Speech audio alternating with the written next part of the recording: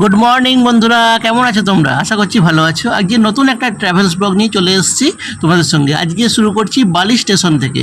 এই যে এটা বালি স্টেশন, এখান থেকে নেবে আমরা যাচ্ছি উপরে বলতে উপরের যে হাইওয়ে আছে সেইখানে আমাদের যেতে হচ্ছে। সেখান থেকে আমরা বাস ধরে চলে এসেছি কলকাতার নিউ টাউন ইসকন মন্দিরে। এটা হচ্ছে নতুনভাবে তৈরি হয়েছে অনেক দিনই, কিন্তু এখনও কাজ অনেক বাকি আছে, এখন কাজ চলছে। তো এর অবস্থান সাপুরজি যে বাস স্ট্যান্ড নিউ টাউনের, তার ঠিক ডান দিকে 5 মিনিটের হাঁটা পথ। তো বন্ধুরা দেখতে পাচ্ছ এইখানের আশেপাশের ভিউটা একটু তোমাদেরকে দেখাচ্ছি। দেখো, নিউ টাউনের মতন জায়গায় এত সুন্দর একটা ইসকন মন্দির পাবো ভাবতে পারিনি। এই হচ্ছে মন্দিরের সামনের অংশ। আর এই দেখতে পাচ্ছ এখানে একটা সামনের পাশেই দোকান আছে। দোকান বলতে ওখানেরই সমস্ত কিছু জিনিসপত্র ওখানে পাওয়া যাচ্ছে। তো আমরা এখানে ঢুকেছিলাম, একটু দেখছিলাম কি কি পাওয়া যাচ্ছে না যাচ্ছে, সেগুলো তোমাদেরকে দেখাচ্ছি। দেখো, আমাদের এখানে আসতে অনেকটা দেরি হয়ে গিয়েছিল বাসের গণ্ডগোলের জন্য। তো বন্ধুরা এই দেখতে পাচ্ছ আশেপাশের ভিউটা। আর এখানে ভোগ প্রসাদেরও ব্যবস্থা আছে দুপুরে, ঠিক আছে।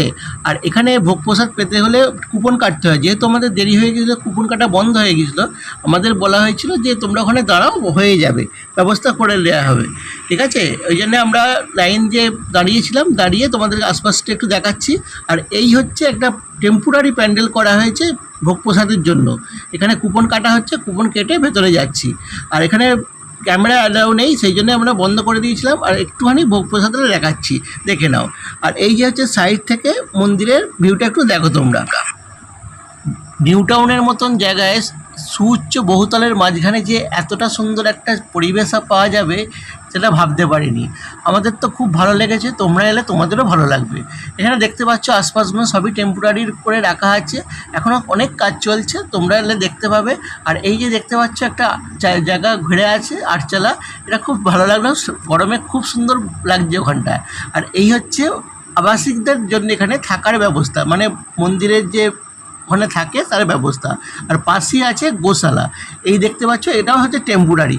এই যে গরু বাঁধা আছে, এটা হচ্ছে গোশালা, ওখানকার গোশালা।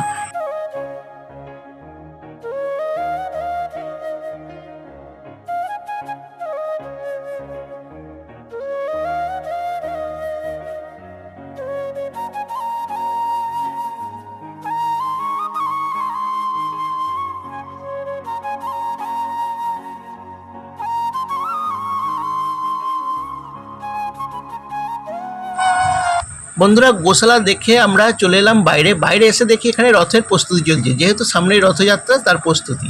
বন্ধুরা ভিডিওটা আমরা এখানেই শেষ করছি। কেমন লাগলো ভিডিওটা অবশ্যই কমেন্টে জানিও। নেক্সট ভিডিও নিয়ে আবার চলে আসছি। তোমরা সুস্থ থাকো, ভালো থাকো। ভালো লাগলে অবশ্যই একটা ছোট্ট সাবস্ক্রাইব করে দিও। টাটা।